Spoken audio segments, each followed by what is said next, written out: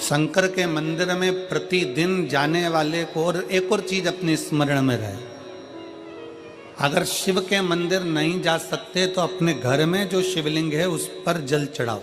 और यदि आप अपने शंकर के घर में शिवलिंग पर भी जल नहीं चढ़ा पा रहे हो तो किसी बेलपत्री का वृक्ष हो, उस वृक्ष के नीचे भी जल चढ़ाओ। और कभी मौका मिल जाए, कभी भगवान शंकर की बड़ी करुणा हो जाए, भगवान शंकर की बड़ी उदारता हो जाए, भगवान शंकर की बड़ी कृपा हो जाए, बड़ी कृपा हो जाए, भगवान शंकर जिस दिन तुम्हारे ऊपर बड़ी कृपा कर दे, किसी सोमवार को 3 नियम बना लो। जिस दिन मेरा भोले बाबा तुम पर कृपा कर दे उस दिन सोमवार का एक नियम बना कि महीने का एक सोमवार मुझे ऐसा करना है, 3 नियम धारण करना है महीने के सोमवार को। पहला, सुबेरे जाकर शंकर भगवान को 1 लोटा जल चढ़ाना है। दूसरा, दोपहर के समय पर जाकर मुझे बेलपत्री के वृक्ष के नीचे एक चावल का दाना रखकर बेलपत्री की 7, 11, 21, 108, 51 जितनी परिक्रमा आप लगा सकते हो वो लगाना है। और तीसरा, बेलपत्री के वृक्ष के नीचे और शंकर के मंदिर के दरवाजे पर मुझे एक घी का दीपक लगाना है। बस ये 3 नियम जिसने महीने में एक बार ले लिया, समझ लो उसको पीछे हटने की जरूरत ही नहीं, वो आगे ही बढ़ेगा। महीने के किसी एक सोमवार का ऐसा नियम बना लो कि मुझे 3 नियम धारण करना है महीने के किसी भी एक सोमवार को। हम ये नहीं कहेंगे कि तुम सोमवार 5 पढ़ रहे हैं तो 5 को करो, 4 पढ़ रहे हैं तो 4 को करो, 3 पढ़ रहे हैं तो 3 को करो।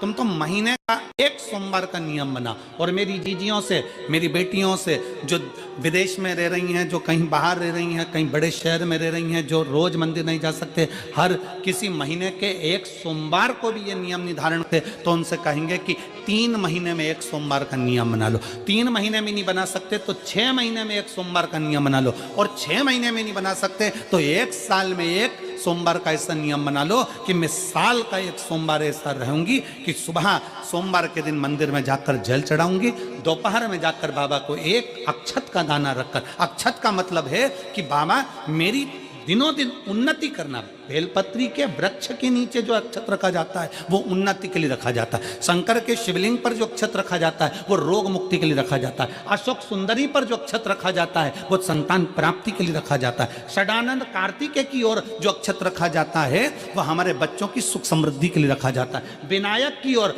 गणेश जी की ओर जो अक्षत रखा जाता है वह हमारे घर में कोई मंगल कार्य आ जाए उसके लिए रखा जाता है। और जो पीठिका होती है जिसपे शिवलिंग रखा होता है, पार्वती जी का हस्तकमल, उस पर अक्षत रखा जाता है तो नारी के अखंड सौभाग्य के लिए रखा जाता है। अक्षत रखने का भी तरीका है।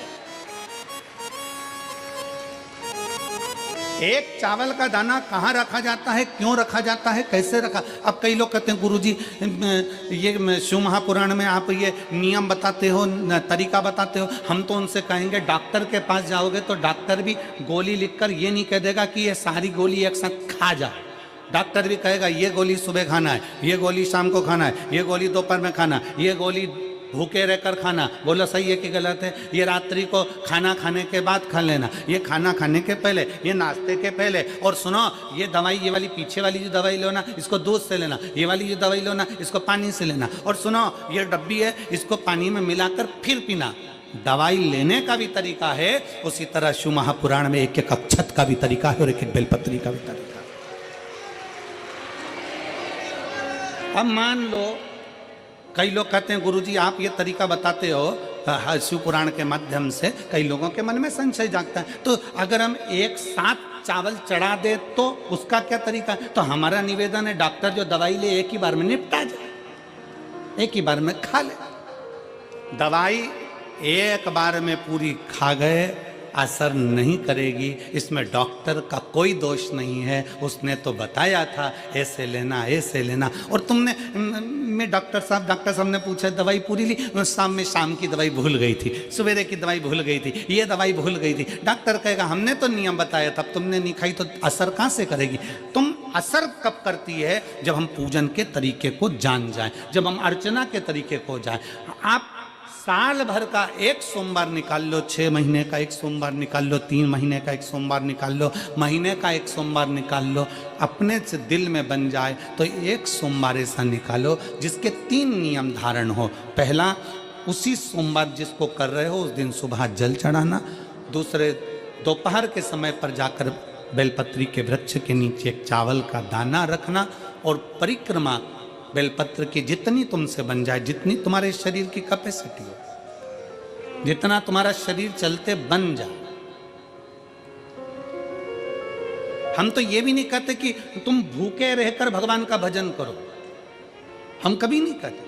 हम तो यहां तक कहते हैं, हमारे पुष्टि मार्ग में यहां तक कहा गया कि वल्लभ कुल की एकादशी करो, भले बकरी जैसे चरो पर एकादशी करो। हम तो यहां तक कहते हैं कि बहुत समय से कल मेरी एकादशी है, एकादशी है, एकादशी है, एकादशी है, पूरे घर को हिलाकर रख दिया, एकादशी है, एकादशी, एकादशी है। बहू टेंशन में, बेटा डिप्रेशन में, पति पपीता ला ला के, सेव फल ला ला के, मूंगफली का दाना ला ला के, काजू कतली ला ला के, सेव फल ला ला के, और सारा सामान, साबूदाना और खिचड़ी और ना चिप्स ना जाने क्या क्या ला ला के, बेचारा पति एकादशी आती है वो नौमी से चिंता में पड़ जाता है।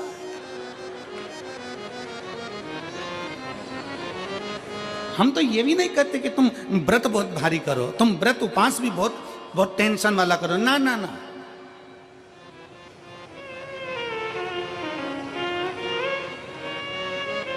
अपने को व्रत उपास भी इतना बहुत बहुत भूखे रह रहे हो, बहुत प्यासे रह रहे हो, और मालूम पड़े कि भगवान हमें मिलेगा, भगवान हमें मिलेगा। भगवान कहता है कि देख भाई, मैं भी भूखा नहीं रहता, तू भी भूखा मत रहे, मैं भी चकाचक रहता हूँ, तू भी चकाचक रहे, मैं भी अपने। और भगवान शंकर तो ये भी कहते हैं कि अपना परिवार भी मत छोड़ो। मेरे पास में पार्वती भी, एक ही देवता है जो विद फैमिली मंदिर में बैठता है। शंकर जी हैं तो पार्वती जी है, तो गणेश जी हैं, तो कार्तिकेय जी हैं, तो नंदी है, सब मंदिर के अंदर चाहिए। शंकर भगवान अपने पूरे परिवार के साथ। शंकर जी तो ये कहते हैं अकेले तुम क्यों रहते हो। शिव जी की एक बात अपने ध्यान में रखना, कितनी सुंदर बात है शंकर भगवान की, बहुत ध्यान में रखिएगा। आप जौहरी नहीं हो, हीरे को नहीं परख सकते।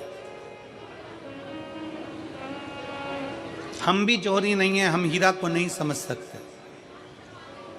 पर भगवान शंकर ने पृथ्वी पर जिसको जन्म दिया उसको जौहरी बनाकर पैदा किया है, उसको जौहरी बनाकर भेजा है कि आप भले हीरा को न समझो चलेगा, पर अपने नजदीक में कोई दुखी है तो उसकी पीड़ा को जरूर समझना। भगवान शंकर कहते हैं उसकी पीड़ा का स्मरण।